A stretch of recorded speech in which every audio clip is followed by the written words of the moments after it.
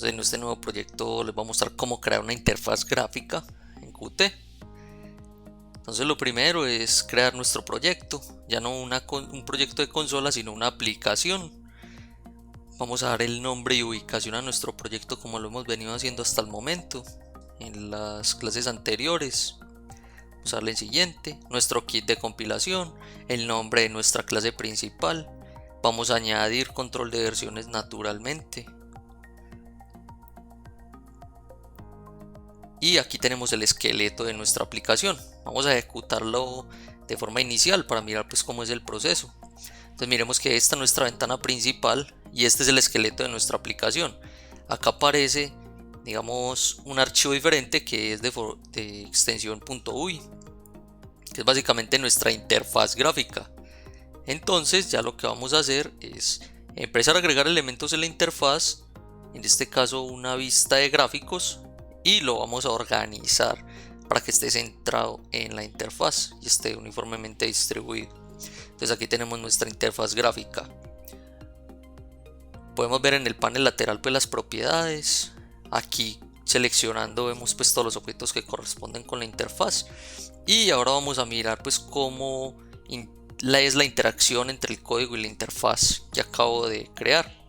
Entonces nuevamente voy a guardar y ejecutar el proyecto para que ustedes vean pues cómo queda la ejecución.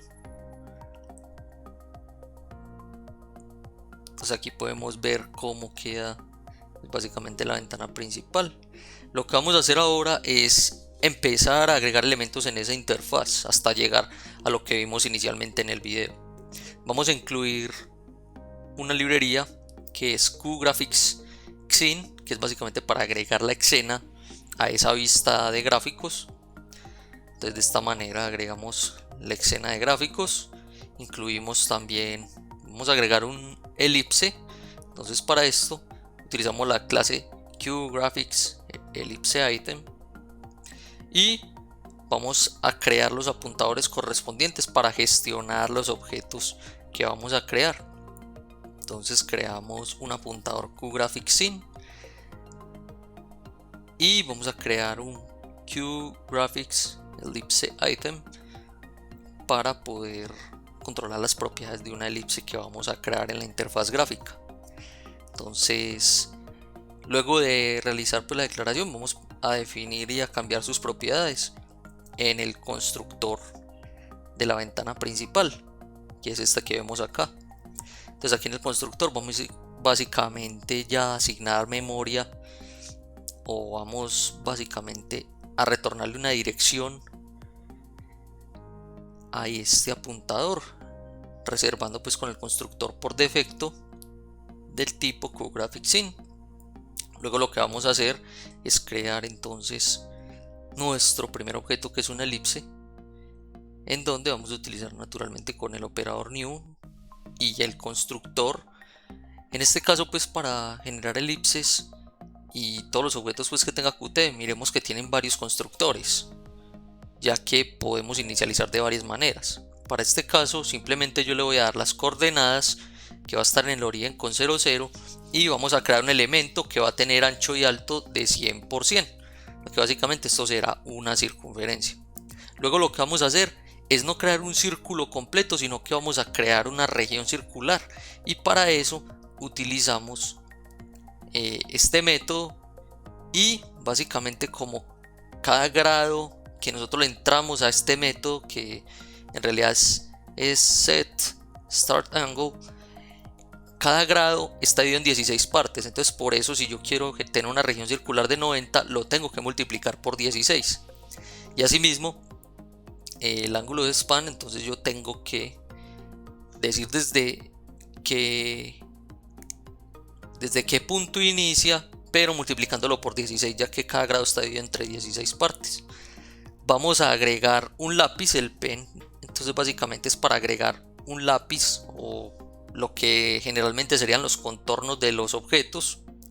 En este caso vamos a poner un contorno azul con un grosor pues específico, y otras propiedades como que la línea va a ser con puntos discontinuos. Además que vamos a utilizar, entonces hay que utilizar pues de manera adecuada estas macros para que no nos genere errores. Entonces este constructor de el QPen entonces debe inicializarse con estos parámetros para nosotros tener pues un objeto creado de manera adecuada. Y luego de nosotros crear este objeto se lo vamos a asignar a nuestra elipse para que quede como el contorno que ustedes vieron al inicio, que era un contorno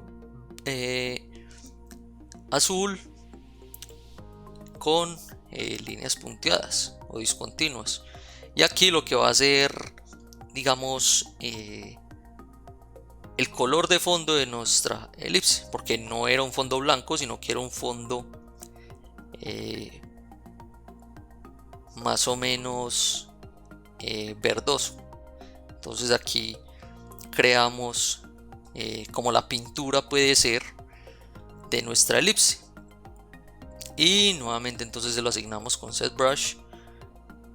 Y por último, entonces lo que vamos a hacer es añadir este elemento que es la elipse, lo vamos a agregar a la escena para poderlo visualizar. Es lo que vamos a hacer. Entonces a continuación vamos a poder mirar inicialmente cómo se ve nuestro objeto con estas características del contorno y además del color de fondo. Entonces lo que hacemos es agregar la escena, a la escena le agregamos la elipse y luego en la vista de gráficos que agregamos desde la interfaz agregamos la escena. Entonces básicamente se va a contener el uno al otro. Entonces en la escena yo contengo todos estos elementos como elipse, rectángulo, líneas, etcétera, y en la vista de gráficos agrego entonces básicamente la escena, que eso se agrega una sola vez. Ahora lo que vamos a hacer aquí es darle movimiento a este objeto, y para eso vamos a utilizar un timer. Básicamente será un reloj para darle un movimiento como automático. Entonces utilizamos un reloj que nos va a permitir mover cada cierto tiempo el elemento o los elementos en nuestra escena. En este caso, como tenemos una elipse, solamente pues vamos a mover la elipse de forma horizontal, que fue lo que definimos pues en la ejecución al inicio del video. Entonces para eso creamos nuevamente el apuntador del timer. Aquí pues ya lo estamos inicializando con el constructor. También utilizamos pues acá el constructor por defecto, y lo que hacemos entonces es generar una conexión. Se conecta ¿qué? Una acción del timer, que es que cada cierto tiempo, o con el timeout, que es una de las señales que tiene esta clase timer, la vamos a conectar con ¿qué?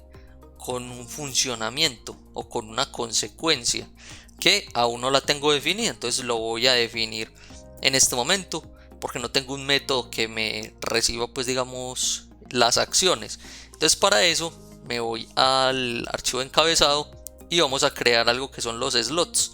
Los slots básicamente van a ser estos métodos que nos van a recibir la activación de las señales que se realizan, por ejemplo en este caso con el timer.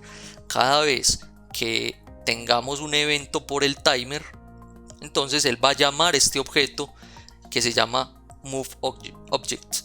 Entonces por eso es que digamos faltó este parámetro y por eso lo voy agregando en este momento, porque me falta el slot. Entonces el slot es la consecuencia después de yo haber tenido la activación del timer cada cierto tiempo, que la activación del timer entonces es la señal o la causa. Y aquí lo que es la consecuencia, entonces voy a guardarlo para mirar los errores. Entonces tengo aquí un pequeño error porque no me encuentra este timer. Voy a mirar qué es este error, que posiblemente sea porque inicialicé mal la variable. Entonces voy para el archivo de cabecera y me faltó una R. Entonces eso era lo que pasaba, me faltaba una R para el timer, y ya pues si vuelvo y compilo, él ya me va a controlar ese error. Aquí ya controlé el error, era suficiente pues con guardarlo y listo. yo ya puedo entonces seguir editando, entendiendo pues que todas las conexiones se hicieron de manera adecuada.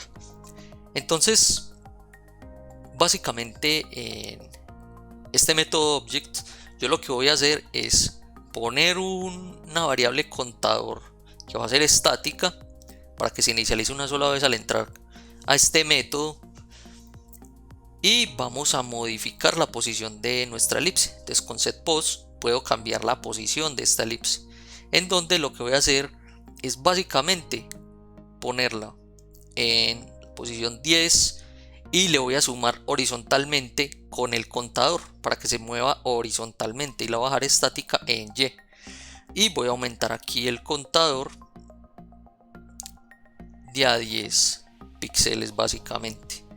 Y aquí me faltó fue inicializar el contador. Entonces con start cada 100 milisegundos, entonces él va a estar llamando este método moveObject que definimos que era un slot, o lo que sería pues un método para nosotros tener una ejecución como la que vimos al principio, y además como la que vemos aquí en la interfaz ya terminada.